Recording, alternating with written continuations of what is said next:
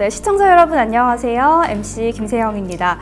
오늘 우리는 대한민국 식탁에서 가장 중요한 단백질 식품이자 또 가장 흔하지만 오해가 많은 식품 계란에 대해서 깊이 있게 이야기 나눠보려고 합니다. 요즘 사육 면적 확대와 동물 복지 그리고 가격, 안전성 등 다양한 논쟁이 있지만 여전히 계란이 어떻게 생산이 되는지, 왜 안전한지, 그리고 과학적으로, 영양학적으로 얼마나 우수한지는 정확히 알고 계신 분들은 많지 않은 것 같습니다. 그래서 오늘은 각 분야의 전문가분들을 모셨습니다. 계란을 위해 모인 어벤져스를 소개합니다. 안녕하세요. 반갑습니다. 예, 안녕하세요. 저는 1970년대 중반에 농촌진흥청 국립축산과학원에 연구직으로 발을 내디뎌 가지고 지금까지 거의 50년 가까이 다가고 계란만 연구를 하고 있는 이상진 박사입니다. 네, 박사님 반갑습니다. 네, 안녕하세요. 저는 영양 유전치학 쪽으로 영양을 전공했고요. 영양 전문가라고 합니다. 네, 안녕하세요. 저는 정회석 변호사라고 하고요. 법무부인 정세에서 일하고 있습니다. 서울대 축산학과를 졸업했고요. 국내에서 축산 전문 변호사로 활동하고 있습니다. 애칭은 정세의 전변이라고 불러주셨으면 합니다. 감사합니다. 네, 고맙습니다. 안녕하세요. 계란자재공관리위원회와 대한산란계회 회장을 맡은 안두영입니다. 네, 반갑습니다. 예, 안녕하세요. 농촌사회학연구자 정은정입니다. 예, 계란으로 아이를 기른 가정주부이기도 하고요. 그리고 아무래도 우리 음식에서 계란이 들어가야지만 이게 그 때깔도 나고 그리고 영양 보충도 되고 그리고 무엇보다 전 국민이 하루에 한 알 정도는 먹을 수 있잖아요. 그래서 오늘 그런 계란의 인문학 그리고 계란의 사회적 의미 그리고 특히 농촌에서 얼마나 계란 중요한지 이렇게 말 보태러 왔습니다. 네, 안녕하세요. 저는 한양대학교 식품영양학과 교수이고 활동하고 있는 엄애선 교수라고 합니다. 저는 사실 박사학위를 계란을 가지고 닭을 가지고 학위 논문을 했고요. 계란을 너무 사랑한다고 말씀드려도 과언이 아닐 것 같습니다. 네, 반갑습니다. 저희가 주제별로 한번 이어가 보도록 하겠습니다. 첫 번째 주제는 바로 계란의 우수성입니다. 대한민국 계란이 어떻게 생산이 되고 또 왜 세계 최고 수준이라고 하는지 그 안정성과 품질을 가지고 있는 게 맞는지 현장의 진짜 목소리부터 한번 들어보겠습니다. 정혜석 변호사님. 대한민국 계란은 단순한 농축산물이 아닙니다. 생각보다 훨씬 과학적이고 법적 제도적으로 체계화된 시스템 하에서 생산되고 있습니다. 첫 번째로 세계 최고 수준의 과학적 생산 시스템 하에서 생산되고 있습니다. 닭이 건강하게 계란을 낳을 수 있도록 온도, 습도, 환기, 조명, 사료 공급까지 모든 것이 자동화 시스템으로 생산되고 있습니다. 조절되고 있습니다. 두 번째로 법제화된 시스템 하에서 계란이 생산되고 있습니다. 축사 설계, 환기, 급수, 사육 밀도 등 모든 것들이 축산법 시행규칙 제3조 별표1 가축 사육 기준에서 엄격히 규정되어 있습니다. 모든 산란계 농장은 가축 전염병 예방법에 따라서 차단 방역이 의무화되어 있습니다. 참고로 회장님께서 말씀도 주셨지만 기존의 사육 밀도 기준 0.05 제곱미터가 지금 0.07으로 좀 바뀌었잖아요. 기존 밀도 기준으로 봐도 미국, 일본 기준, 선진국 기준보다도 훨씬 더 사육 밀도가 넓다고 합니다. 요거는 좀 참고로 좀 말씀드릴게요. 선진국보다 사육 환경이 지금 좋은 편이다. 기존 기준으로 봐도 좋은 편이다. 그럼 실질적으로도 넓은 지금도 환경에서? 넓은데 더 지금 넓은 걸로 바뀐 걸로 알고 있어요. 네, 세 번째로는 위생적인 생산 시스템 하에서 계란이 생산되고 있습니다. 네. 계란은 산란 직후부터 요거는 좀 전문 용어라 가지고요. 집난, 선별, 세척, 살균, 건조, 검란, 포장까지 모든 과정이 법적 기준 아래 전산화되고 기록되고 있습니다. 계란 집화장이라고 흔히 불리는 계란 집화장, 흔히 지피센터라고 불리는 곳은 식품위생법 시행규칙에 따른 HACCP, 흔히 해썹이라고 하죠. 의무 적용 업종이기 때문에 난각, 세척수, 작업자, 위생까지 법령 기준을 모두 충족해야 합니다. 그 정도로 위생적인 생산 시스템 하에서 계란이 생산되고 있습니다. 네 번째로는 안전 품질 보장 시스템 하에서 계란이 생산되고 있습니다.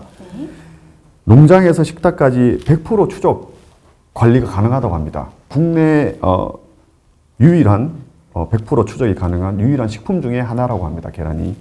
즉 대한민국 우리나라 계란은 세계 최고 수준의 과학적이고 법제화되어 있고 위생적인 시스템 하에서 생산되고 있고요. 안전, 위생, 품질 관리가 세계 최고 수준이라고 합니다. 네, 굉장히 과학적이고 첨단화된 시스템인데요. 그렇다면 생물학적 관점에서 계란의 자체 우수성에 대해서 한번 알아보겠습니다. 이 분야에 살아있는 교과서 50년간 계란과 함께한 이상진 회장님. 네, 계란이 왜 완전 식품으로 불리는지 설명을 좀 부탁을 드리고요. 그리고 저희 0.05제곱미터라고 했는데 이 기준이 이렇게 나온 이유가 있을까요? 예, 우선 0.05 먼저 그걸 잠깐 설명을 하고 또 완전식품을 하도록 하겠습니다. 지금 0.05가 흔히들 일반 우리 소비자들은 아주 좁은 데서 닭을 키우는 걸로 그 쉽게 말해서 A4 용지에서만한 면적의 닭을 키운다. 사실은 닭 한 마리에 필요한 면적은 A4 용지도 넓은데 소위 말 B5 용지만 해도 적당한 면적인데 A4 용지만 큰 넓은 면적에서 키우는 게 사실인데 너무 좁게 키운다 이렇게 오해를 하고 있어요. 그래서 이 0.045라는 숫자가 0.05라는 숫자가 어디서 나왔냐면은 원래 닭의 이제 적당한 그 케이지 바닥 면적은 이게 그냥 사람이 너 얼마에 살아라 이렇게 하는 게 아니고 모든 게 과학적으로 실험을 하고 거기에서는 닭의 생리 상태라든지 또 닭의 생산성, 닭을 키울 때 계란 많이 생산해야 되고 또 닭의 스트레스 받는 정도, 질병, 또 사료 효율 모든 걸 고려해서 그 적당한 면적이 얼마가 되겠냐. 그게 다 실험을 통해서 나온 결과가 그게 0.045입니다. 그 0.045인데 그 0.045는 기준은 닭은 체중이 그럼 작은 닭은 좀 더 넓을 거고 큰 닭은 좁을 거 아닙니까? 그죠? 0.045는 닭의 체중을 기준해서 2kg 정도. 2kg일 때 0.045. 그래서 요즘 우리나라 전부 다 갈색 닭인데 80년대까지만 해도 백색 닭이 많았어요. 그럼 그 전 세계 백색 닭만 그 0.045를 키우다가 백색은 2kg인데 갈색은 2.2kg, 2.3kg 정도 되니까 갈색은 20% 정도 더 줘야 된다. 그래서 갈색의 기준은 0.054. 그래서 이제 우리나라에서는 0.5 정도 좀 더 편하게 하자. 그 0.05로 바뀐 게 이제 0.5가 정해진 건데 이게 이제 언젠가 이 조류인플루엔자하고 들어오면서 0.07로 하면은 마치 병이 안 걸리죠. 그래서 저는 이제 흔히들 이 사람을 기준하면은 자, 우리 국민주택은 아파트 기준 33평이면 국민주택인데 또 25평도 국민주택인데 그 33평이 저는 0.05 정도 된다. 그렇게 보고 있는데 이걸 0.07하면 전부 다 전 국민 50평짜리 이상의 아파트에 살아라. 이걸 법적으로 하면 됩니까? 거기에 생리적으로 딱 맞는 숫자가 아까 0.05면 충분한데 지금 이 면적을 하는 거는 과학이 뒷받침돼서 정해져야 되는데 그렇게 그냥 일방적으로 정하면 안 된다. 그걸 우선 말씀을 드리고 자 이제 완전식품에 대해서 제가 말씀을 드리겠습니다. 첫 번째는 우리가 이제 태아가 하나 생명체가 탄생할 때는 우리 포유동물은 탯줄을 통해서 모체에서 이제 영양을 공급해야 태아가 나온단 말이죠. 그래서 생명이 탄생하는데 병아리는 이 계란 하나에 생명이 탄생하고도 그것만 생명 탄생하고 난 뒤에도 이게 바로 살을 못 먹으면 또 굶어 죽을 거 아닙니까? 그죠? 근데 못 먹어도 평균 5.4일 동안 살 수 있는 그 식량을 또 가지고 태어나요. 그래서 자, 생명이 탄생하고도 안 먹고도 5.4일 동안 살 수 있는 그 양이 다 들어있는 게 계란이다. 그러니까 모든 영양소는 완벽하게 들어있고 그 다음에 두 번째로는 이 계란은 소화율이 96% 이상입니다. 96% 이상인 얘기는 먹어도 다 소화 흡수돼 버리니까 변으로 나올 게 없어요. 그래서 앞으로 이제 이 우리 우주식량에는 이 쓰레기 처리가 어려우니까 이 계란 같은 게 앞으로 우주식량으로 가야 된다는 얘기예요. 그래서 소화율 96% 이상, 소위 말해서 우리 계란 먹는 단백질을 섭취하는 건데 단백질의 구조가 가장 좋기 때문에 소화율이 높은 거거든요. 그래서 계란이 가장 좋은 단백질. 근데 여기 이 좋은 식품을 갖다가 조물주는 벌써 알았어요. 이게 얼마나 좋은지. 조물주가 알아서 계란은 더 이상 손댈 게 없다. 그래서 아예 포장까지 만드는데 그 포장 얼마나 했냐면은 우리 미인이 우리 계란형 얼굴. 소위 말해서 자 아주 미인의 얼굴을 그런 식으로 만들어 계란을 포장까지 해줘. 조물주가 이건 더 이상 손볼 게 없다. 그래서 이제 포장까지 미인으로 만들어서 포장까지 해줬는데 자 그럼 이 계란 쓰고 나면은 껍질은 건 폐기물 아니냐? 계란 폐기물이 없습니다. 그 껍질도 다 활용을 한다는 얘기죠. 그 껍질은 첫 번째 이제 우리 계란은 주로 탄산칼슘으로 되어 있는데 칼슘 공급제로 쓰이고 그다음에 두 번째 여기 또 우리 토양이 산성화되면 작물이 잘 안 되는 거예요. 토양을 알칼리 개량했는데 토양 개량할 때 또 이 껍질이 쓰입니다. 토양 개량제. 그다음에 또 세 번째 우리 여자 패널도 여성 패널도 계신데 가정에서 빨래를 삶을 때 흰옷을 삶을 때 이게 표백제로 쓰이는 거예요. 계란 껍질 넣고 삶으면 흰옷이 아주 하얗게 된다. 계란 안에 난각막이 두 겹으로 되어 있어요. 내난각막, 외난각막. 두 개의 난각막, 두 겹으로 되어 있는데 그 난각막이 낙은 외부에서 모든 균이 다 방어를 하는 그 두 개의 막을 뚫을 수가 없어요. 그 여기서 계란 안에 있는 수분은 바깥으로 내보내는데 바깥에 있는 외부 세분은 침투할 수 없도록 되어 있는 난각막이에요. 그 두 개가 되어 있는데 그 난각막은 다시 분리를 하면은 아주 고가의 의약품으로도 쓰여요. 의약품 원료로. 그래서 하나 버릴 게 없고 전부 다 자원이고 돈이 된다. 그래서 더 이상 손볼 게 없는 이게 완전 식품이 아닌가 저는 그렇게 생각합니다. 그러네요. 계란형 얼굴, 네. 네, 미인형 얼굴, 그리고 완전 식품이고 영양학적으로 단백질도 고단백이고 그리고 껍질까지 버릴 수가 없으니까 정말 완전 식품이라고 할 수가 있겠네요. 여기도 난각 번호가 있어요. 우리 MC 얼굴 많이 닮았어요. 감사합니다. 네. 네.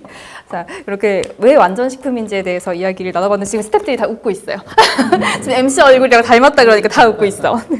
좀 슬프려고 하는데 그러면 실제로 한국인이 가장 많이 먹는 단백질 식품이자 가격 대비 효율이 좋잖아요. 그래서 뭐 운동하시는 분들은 하루에 뭐 삶은 계란 10개, 뭐 20개씩 드시기도 하고 정말 많이 드시는데요. 실제로 영양학적 우수성에 대해서 우리 엄혜선 교수님께서 말씀해 주시죠. 네, 계란은 아까 말씀하셨듯이 완벽한 그 단백질 식품입니다. 네.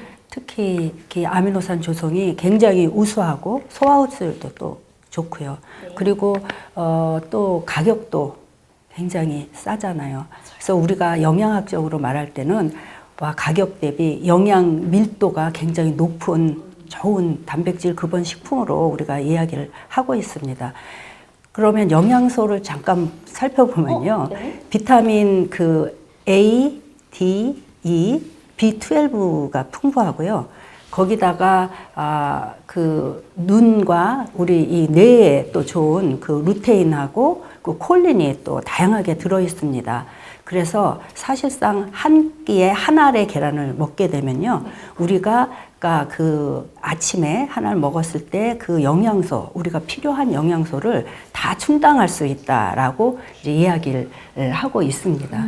그래서 우리가 이 영양 밀도가 높은 이 계란은 단백질의 근원이고 특히 그 취약계층이라든지 노인 그리고 어린이들한테 굉장히 좋은 완벽한 그 단백질 근원이라고 생각을 합니다. 가격 대비 영양 밀도가 높은 식품, 계란, 그리고 또 취약계층에게도 좋은 단백질 식품으로 쓰일 수가 있겠네요. 저는 아침에 2알, 토탈 한 3알 드시는구나. 저는 구운 계란을 먹는데 좀 궁금한 게 구운 계란이 좀 영양학적으로 영양소가 파괴된다 이런 이야기가 있더라고요. 혹시 구운 계란도 괜찮은가요? 삶은 계란, 구운 계란? 저는 그러한 부분에서는 영양학적으로 영양소가 많이 파괴된다거나 그런 거는 없다고 생각을 합니다. 그러면 어떻게 먹어도 구워 먹어도 구운 계란으로 먹어도 삶은 계란으로 먹어도 뭐 훈제란으로 먹어도 다 영양소는 살아있는 걸까요? 네. 예, 기본 구성은 변함이 없다라고 생각을 합니다. 이렇게 들어봤고요. 소비자들이 가장 궁금해하는 질문이 있습니다. 바로 최근에도 많은 이슈가 됐던 난각번호에 대한 부분인데요. 난각번호 1번과 4번의 차이, 우리 박사님께 한번 여쭤보겠습니다. 네. 그러니까 앞선 패널분들께서 계란의 우수성, 또 특히 우리나라 계란의 우수성, 세계 최고 품질의 과학화, 선진화, 법적 관리 너무 진짜 난 몰랐어요. 그런지. 근데 그렇게 우수한 계란을 모르셨다고요? 네. 나 그렇게까지 관리되는지 몰랐어요. 사실 생산 이렇게 먹기만 했지 생산이 얼만큼 까다롭게 잘 철저하게 관리되고 있는지는 잘 몰랐어요. 근데 오늘 먹기만 했었어요. 그죠. 네. 그리고 오늘 너무 많은 좋은 정보를 듣게 되는데 그런 훌륭한 계란을 정말 가격 부담 없이 충분하게 맘 놓고 먹을 수 있게 된 것에 정말 감사드려요. 그래서 그냥 이제 100점 만점으로 볼 때 점수를 주자고 하면 90점 이상은 너끈이 되는 것 같은데. 90점 이상. 네.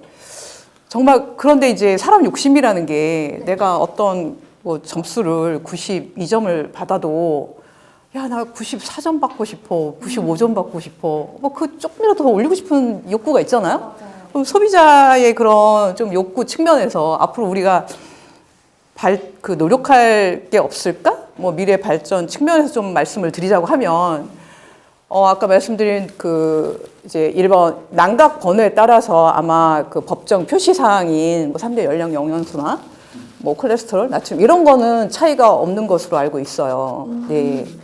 그런데 예를 들면 비타민 D 하고 오메가 3 이거는 대다수의 국민들이 지금 너무 많이 부족해서 그냥 묻지 말고 보충하라고 하는 대표적인 영양소거든요. 근데 그게 난각번호 1번이 4번보다 그러니까 이렇게 가도 키운 것보다 더 높다는 연구 결과들이 있어요. 당연하겠죠. 왜냐하면 1번 난각번호 계란은 자유롭게 밖에서 활동하면서 햇빛도 충분히 보고 그다음 풀도 뜯어먹고 벌레도 잡아먹고 그러한 요인으로 비타민 D와 오메가 3가 유의적으로 더 높다는 게 보고가 됐거든요. 박사님 이야기하시는데 옆에 상진 회장님께서 뭔가 하실 말씀이 있는 표정이거든요.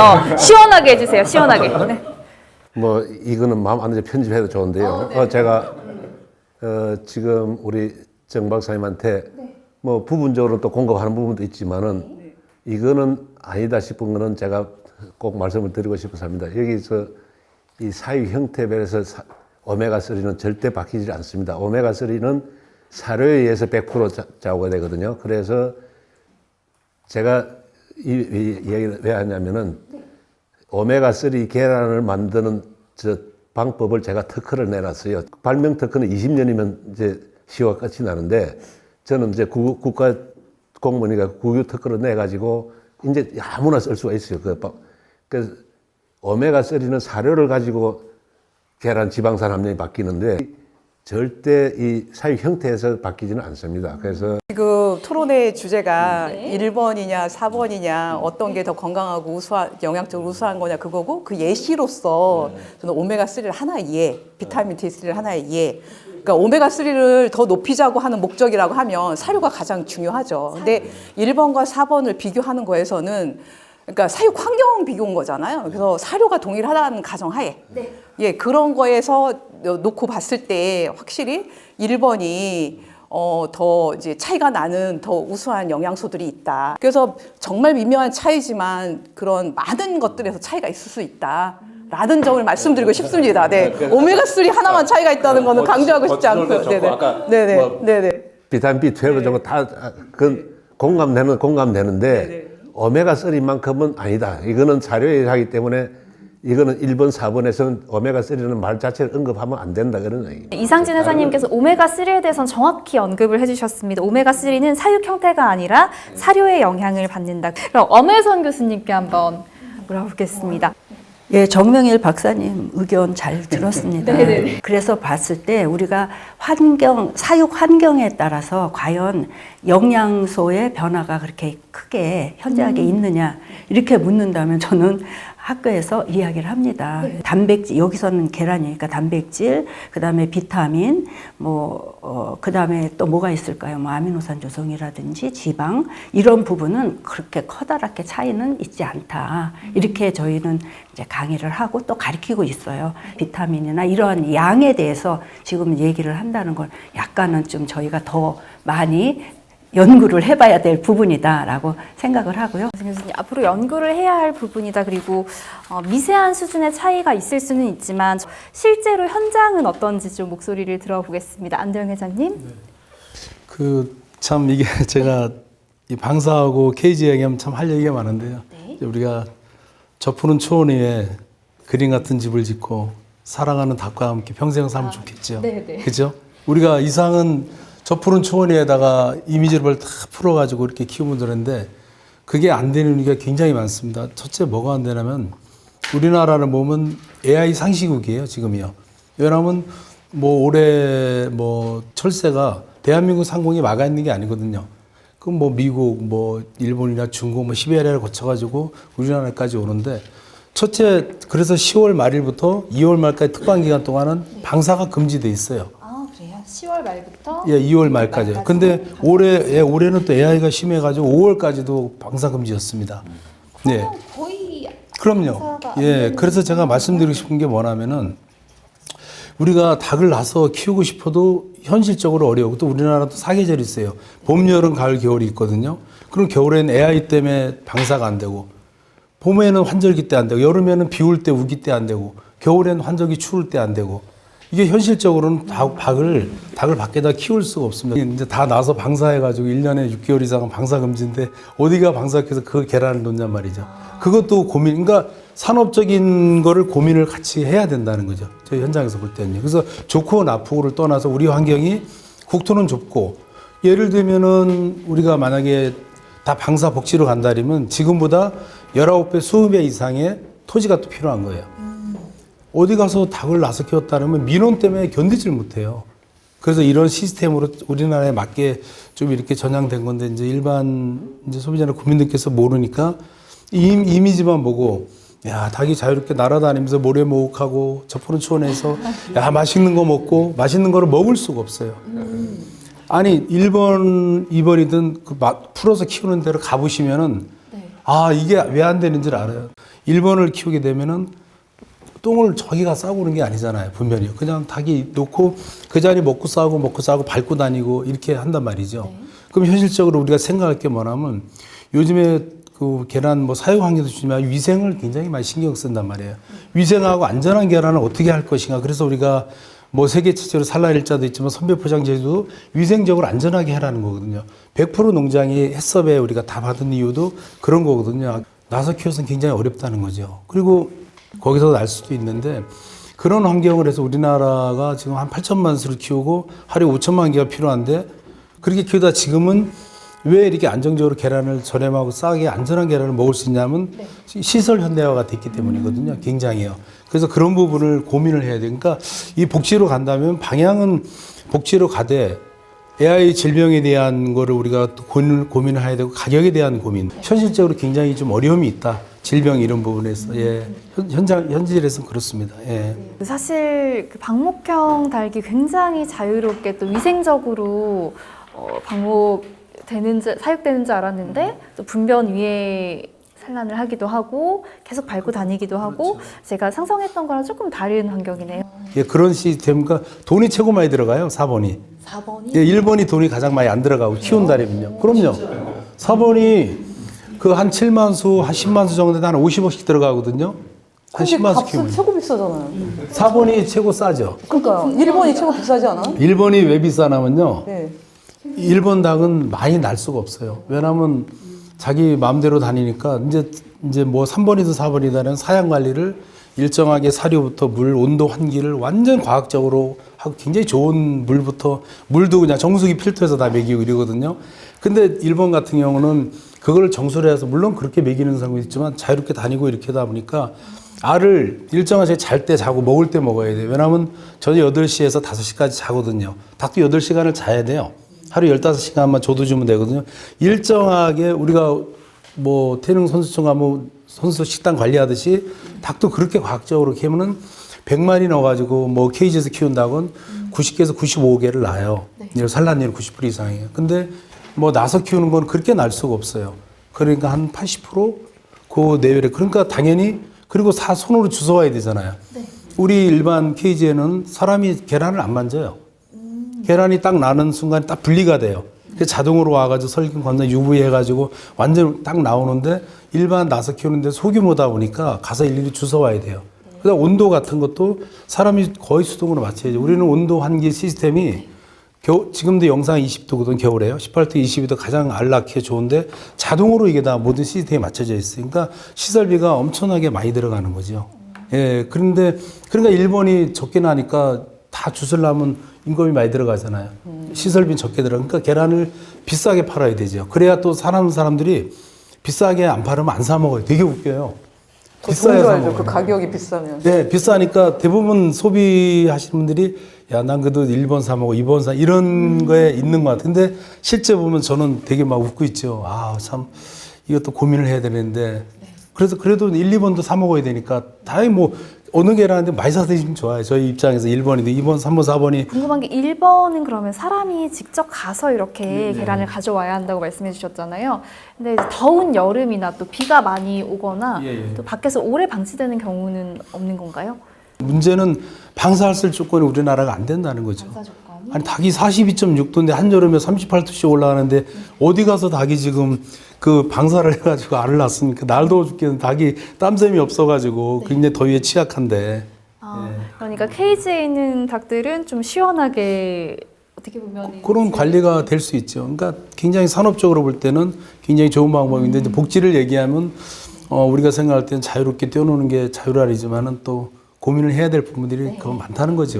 정명일 박사님, 네, 동물 복지의 관점에서 봤을 때 왜 더 넓은 공간 그리고 운동성 같은 요소가 필요하다고 보시는지 그 이유를 좀 설명해 주시겠어요? 혹시 뭐 전문가도 아니고 뭐 그 분야에 활동하는 사람도 아니라서 뭐 제대로 전달할 수 있을지도 모르겠어요. 그냥 상식선에서 말씀을 드리면 이 뭐 안 회장님 말씀처럼 현장에서 뭐 위험도 존재하고 또 관리 문제도 분명 존재하긴 하지만 그럼에도 불구하고 닭에게 운동할 수 있는 더 넓은 공간이 필요하다고 생각하는 이유는 이제 닭은 짧은 기간 비행도 하고 날고 그다음에 많은 시간을 걸어 다니면서 이제 지내잖아요. 근데 우리도 건강하자고 운동을 하잖아요. 일부러 시간 내서. 그 이유는 이 근육을 움직이면서 근육이 강화되고 또 걸으면서 뼈가 강화되고 하잖아요. 그래서 좁은 케이지 안에서 그런 날개짓도 못하고 걸어 다닐 수 없으면 뼈 골밀도가 낮아지면서 골다공증의 우려가 심화되고 근육도 위축될 수밖에 없고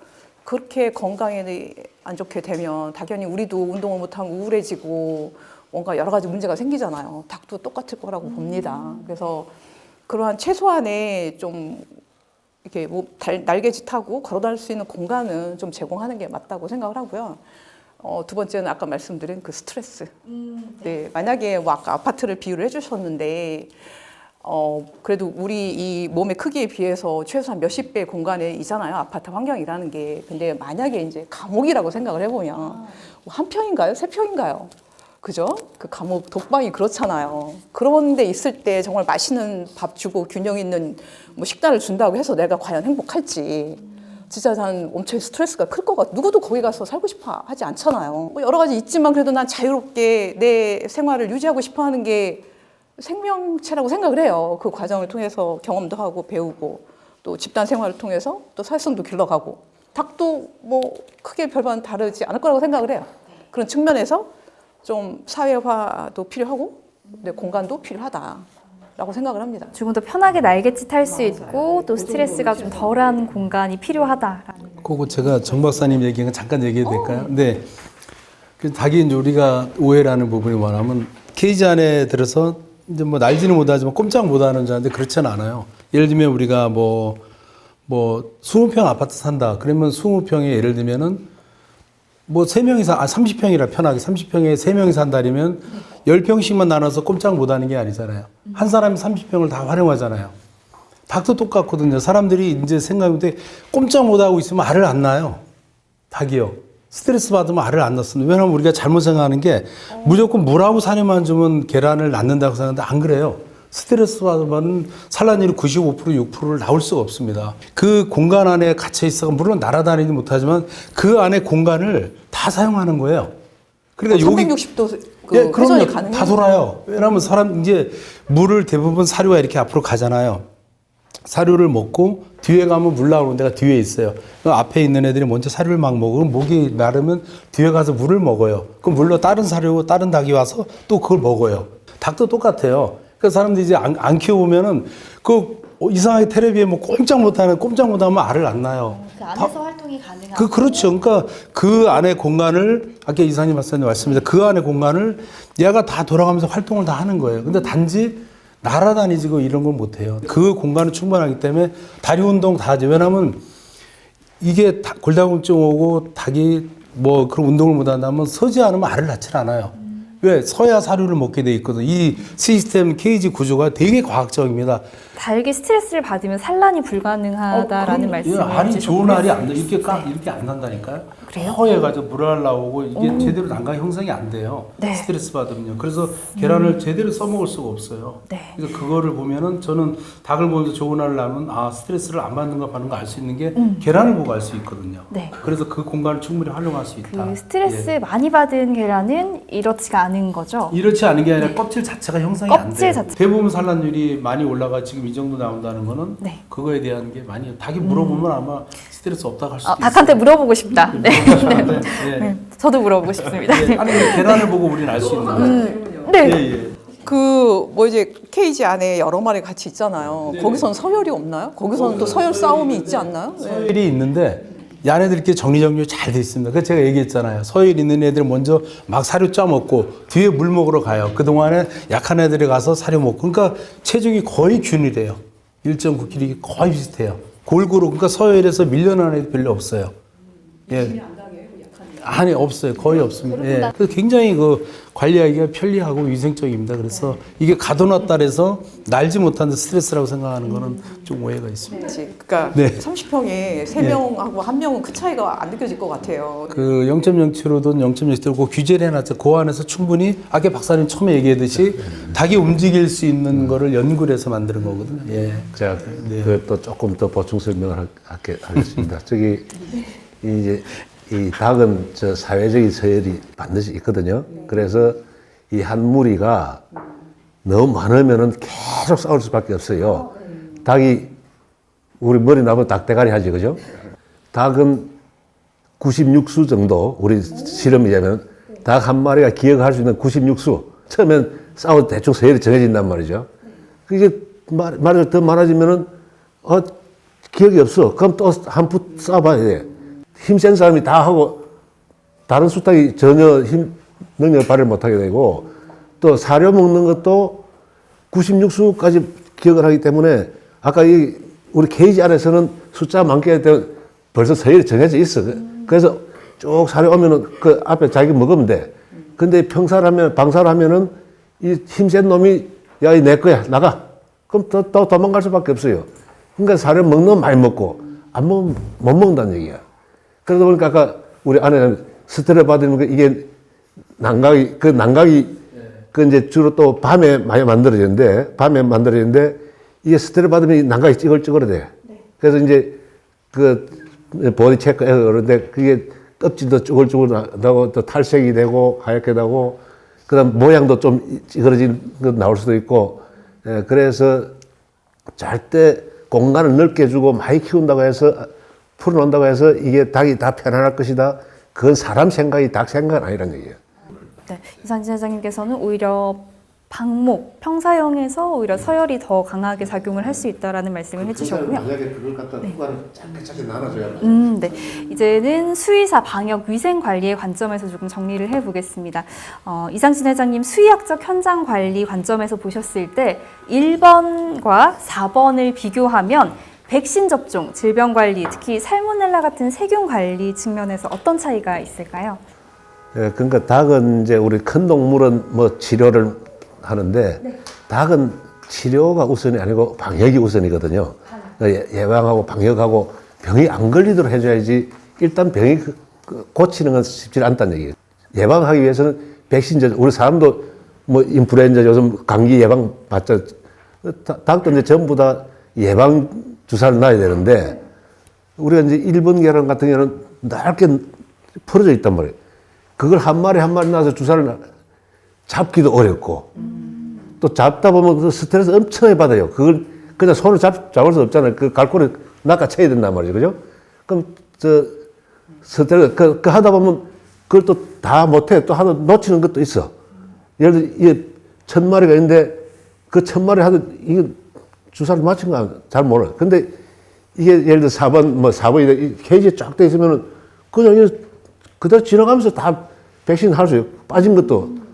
또 백신 접종하다 보면 이 닭이 또 좀 시원찮게 있을 수 있거든요. 그러면 그 도태를 해야 돼. 그건 사료만 먹지 알을 안 낳는 데가 있단 말이죠. 그런 걸 관리도 하기 쉽고. 근데 이게 그 케이지에 쭉 해놓으면 그걸 할 수 있지만은 전체 방목을 해보면 이 백신 접종 자체가 쉽지 않다. 그래서 우리 백신 접종과 개체 관리를 하는 데는 이 케이지가 훨씬 편하게 돼 있습니다. 예. 백신 접종 관리에서는 케이지가 훨씬 더 체계적으로 관리를 할 수 있고 편하다는 말씀 해주셨는데 그럼 조류 인플루엔자 같은 고병환성 바이러스는 우리나라 계란 산업의 큰 리스크 중 하나인데요.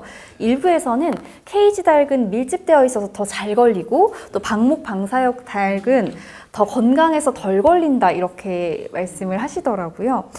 케이지 사육과 방목형 사육에서 AI 전염 위험은 실제로 어떤 차이가 있을까요? 우리나라도 이제 이 겨울철 되면은 이 AI 바이러스가 이제 생긴단 말이에요. 그 철새가 오기 때문에. 자, 이 철새하고 이 AI가 오면은 이걸 갖다가 어떻게 AI 바이러스를 그는 차단해야 되는데 이게 가지고 AI 바이러스 들어오면은 아까 방사를 하다 보면은 좀 전파 속도는 늦겠죠. 근데 이 케이지에 들어오면 밀집 사육하다 보니까 바이러스 한번 들어오면은 이게 쫙 걸리기 쉽단 말이에요. 그런 단점이 있지만은 그 대신 우리가 아까 시설이 워낙 잘 돼 있기 때문에 차단할 수 있어요. 바이러스 들어올 차단해요. 일단 들어갈 때 다 소독상 통과하잖아. 그죠? 또 외부에 들어올 수 있는 게 전부 다 창문 외에는, 환기구 외에는 들어올 수가 없어요. 그래서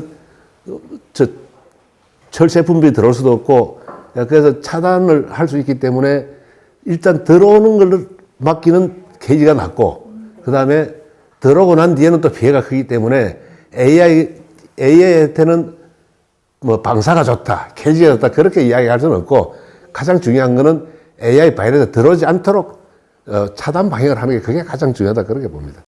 계란은 언제나 옳죠. 예. 그리고 이번에 최근에 이제 논란이 된 게 아마 다른 건 몰라도 계란은 건들지 말자 이런 어떤 사회적인 합의가 있었던 것 같아요.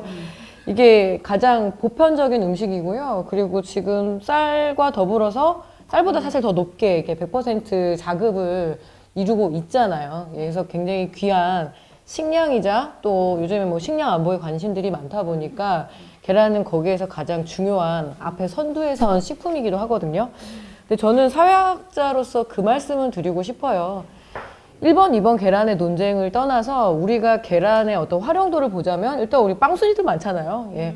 그 어떤 그 제과 산업, 뭐 라면 산업부터 했고 또 기본적으로 단체 급식에서 매우 중요한데 지금은 깨끗하고 그리고 안전하고 신선한 그런 계란을 사용하는 어떤 그런 식당들 생각을 해보면 또 자영업이 이렇게 많은 나라에서 예. 또 1번, 2번 계란만 막 주장을 했다가는 정말 백반집에서 계란 후라이 있는 거 없는 거하고 사람 감정이 달라지잖아요. 그래서 아주 다각적인 그런 사회적 관계를 맺고 있는 게 바로 계란이다. 예. 그런 면에서 이 계란 논쟁은 사실 계란의 문제가 아니라 사회의 문제이자 그리고 사람의 문제인 것 같아요. 뭐 동물복지의 방향으로 가는 건 정말 옳지만 과연 이 복지를 지킬 때 사람들이 내 책임이다라고 생각을 하나? 그게 만약에 생산 쪽만 가게 되면 결국 가격이 상승하고 그럼 내가 적어도 형편이 안 돼서 하루에 계란 1개 정도는 먹을 수 있었는데 그게 2, 3일에 한 번씩 먹게 된다라면 어떤 영양의 문제도 있고 그리고 사람의 삶이 너무 재미가 없어질 것 같아서 그런 부분들도 좀 생각을 해봤으면 좋겠고 마지막으로 드리고 싶은 말씀은 계란은 대체를 할 수가 없어요. 우리가 뭐 한우 값이 올라가고 삼겹살 값이 올라가면 올랐군 이러면서 조금 참아야지 하는데 계란은 참기가 어렵다라는 거. 그래서 산업적인 측면 그리고 사회 어떤 복지적인 측면 그것도 같이 봐야 되고 동물복지 이야기 하는데 사람 복지에서도 계란은 굉장히 핵심 식재료거든요. 그래서 그런 부분까지 좀 종합적으로 생각을 해봐야 되지 않을까 그런 생각이 드네요. 자, 1부를 통해서 우리는 대한민국 계란이 과학적, 생물학적, 영양학적, 그리고 사회적 모든 측면에서 우수하다는 세계 최고 수준의 식품이라는 점을 확인했습니다. 그리고 동물복지와 영양 안전성에 대해서도 오해를 바로잡을 수 있었는데요. 이제 2부에서는 국가가 추진 중인 사육면적 확대 정책에 따른 계란 산업과 국민 생활에 어떤 영향을 미치는지 더 깊이 있게 살펴보도록 하겠습니다.